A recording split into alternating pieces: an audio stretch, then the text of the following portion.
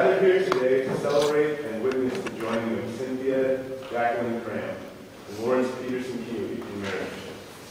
Because you, everyone here in this lovely church, have known and loved them as individuals, you have been invited to share in the joyous moment as Pete and CJ join their lives together. And we are happy for them because, to put it simply, it is wonderful that they have fallen in love. They have chosen to engage the delightful and daunting gambit of loving each other for life, and to take that great leap, linking up with one another in midair at midnight.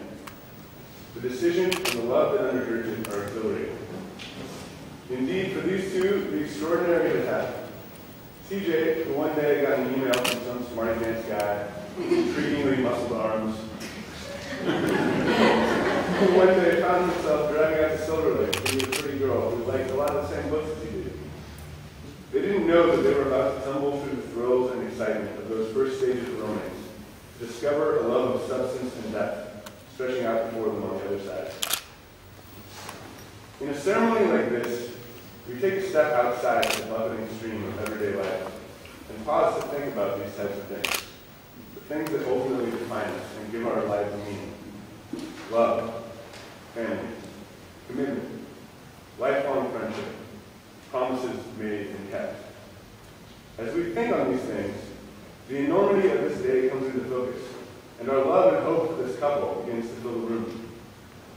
This is an occasion of both profound joy and great responsibility, and we who partake in it bind ourselves as witnesses to the labor of love that CJ and Pete are undertaking here. Now CJ's cousin Henry Cram will read the passage from The Gift of the Sea.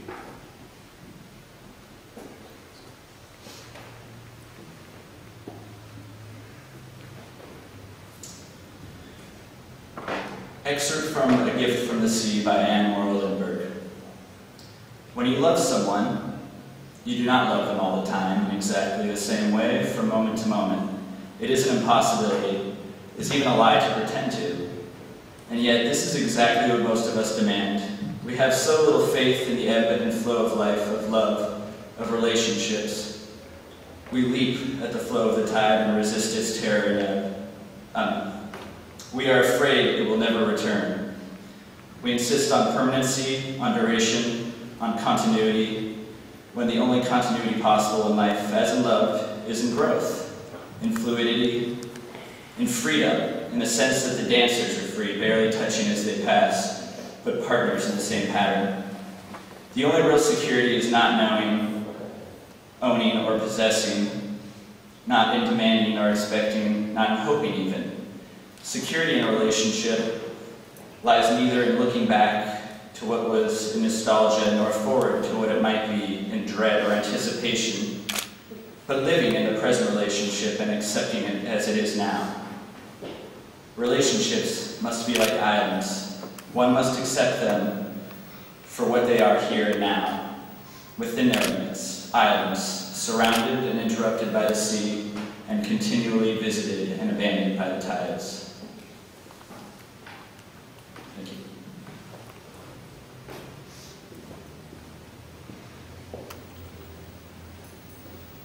After CJ got her master's degree in architecture, she shocked her family and friends in Florida by deciding to move to Los Angeles.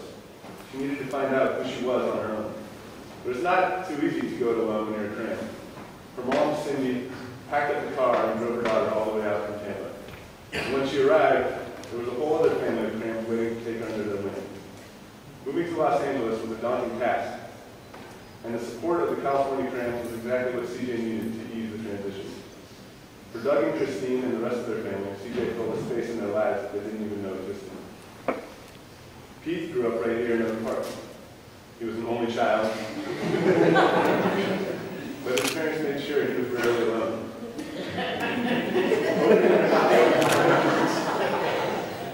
Inviting him to stay for dinner, to stay overnight, to accompany them on family trips. Talk with Pete's friends and they'll reminisce fondly about Mrs. Keeley's cooking and Mr. Keeley's stories.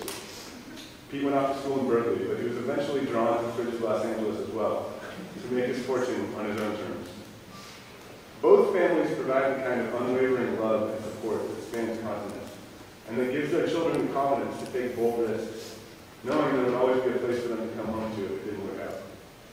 Without the love and support of you, their friends and family, Pete and CJ may never have been the wonderful people who they were when they got together for Thai food that fateful night. As you have been instrumental in their lives up to this point, so they fervently hope that you will be in their new life together. Indeed, you are not just spectators here today. By your presence, you help to consecrate their union. Now, Mark and Patsy Dargenio, friends of the bride and groom, will read a scene from the film.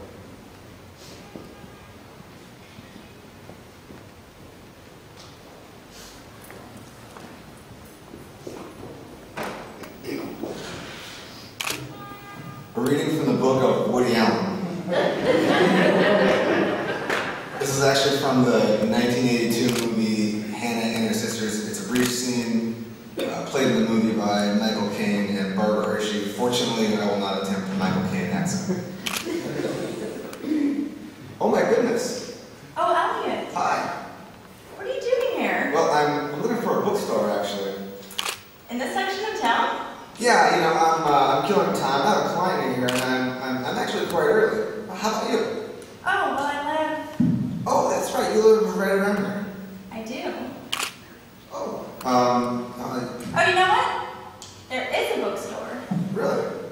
You know, a couple blocks from here. If you don't know about it, you really should. You'd love it. Oh, yeah. You would. Well, if you have some time, maybe... Sure. Oh, thank you.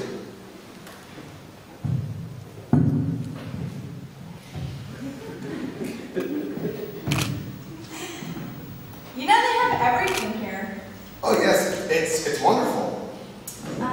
What book did you want to buy? Book? Your book? You said you wanted to buy a book. Oh, me? No, I'm just trying to kill time. I just want to browse. Well, you sure picked the right place. I mean, you can just stay here all afternoon and not buy anything and just read. And of course, maybe if you had some time, maybe we could get some coffee.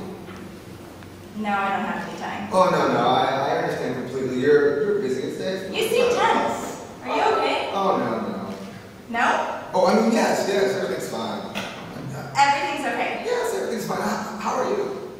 I'm alright. Oh, look. E. Cummings. I'd really like to get you this. No, I don't want you to get me that. Yes, I'd like to get you this very much. I don't think so. I read a poem of you and thought of his last week. I read a poem of his and thought of you. No, it's great. I love E.B. Cummings, but I can't let you get this for me. I'd really like to buy this one. Okay, well, And maybe we could discuss it sometime. And, just talk about it.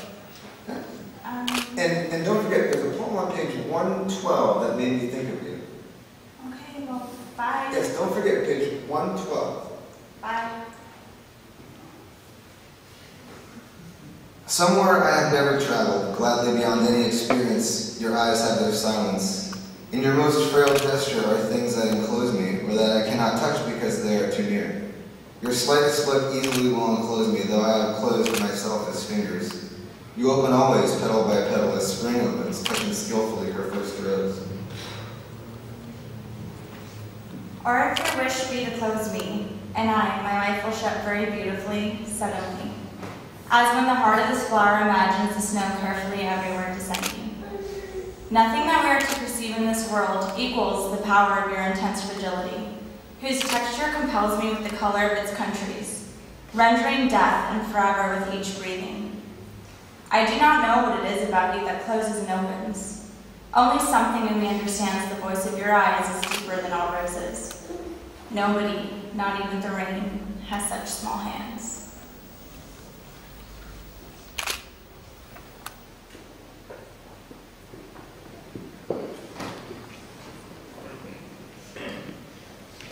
Love is a quality of spirit and a powerful force. Rilke describes lovers as acrobats, landing on a threadbare carpet, worn by their continual weaving, the carpet lost in the universe.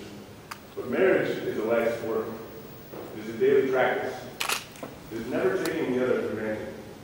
It is doing things for each other when it would be easier not to, especially when it would be easier not to. It is never being too old to hold hands.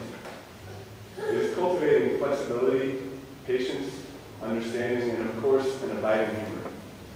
Above all else, it is a promise. The architect of the church we stand in today once said, "The longer I live, the more beautiful life becomes.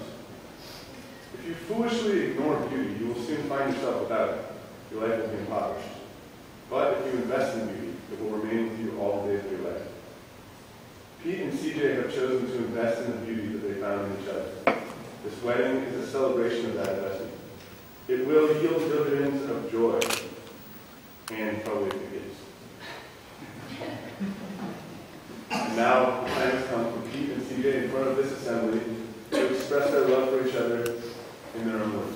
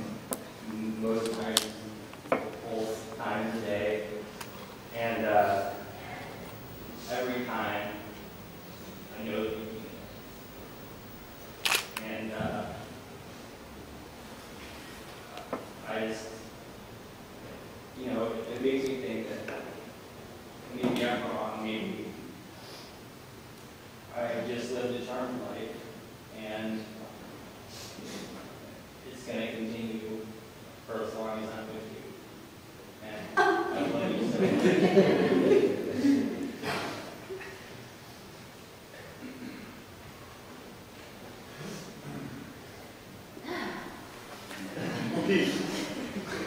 do you here in the presence of these witnesses choose CJ to be your wife, to respect her, care for her, and grow with her through good times and hard times, as your friend, companion, and partner, giving the best that you can to fulfill your lives together? CJ, do you here in the presence of these witnesses choose Pete to be your husband, to respect him, care for him, and grow with him through good times and hard times, as your friend, companion, and partner, giving the best that you can to fulfill your lives together? I do. What token of devotion do you offer?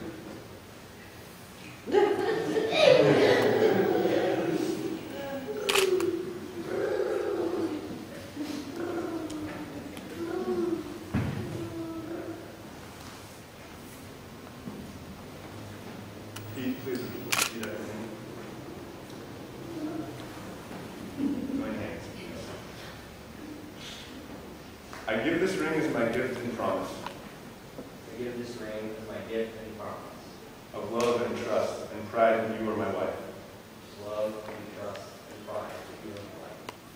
We will wear these rings and the world will know We will wear these rings, and the world will know that I am yours and you are mine. I am yours, and you are mine.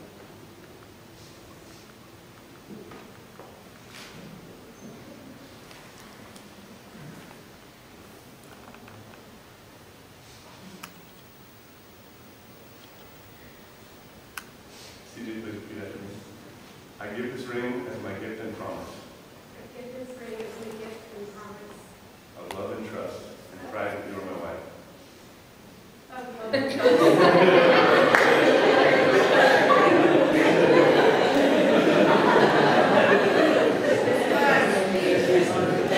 We will wear these rings and the world will know We will wear these rings and the world will know that I am yours and you are mine. that I am yours and you are mine.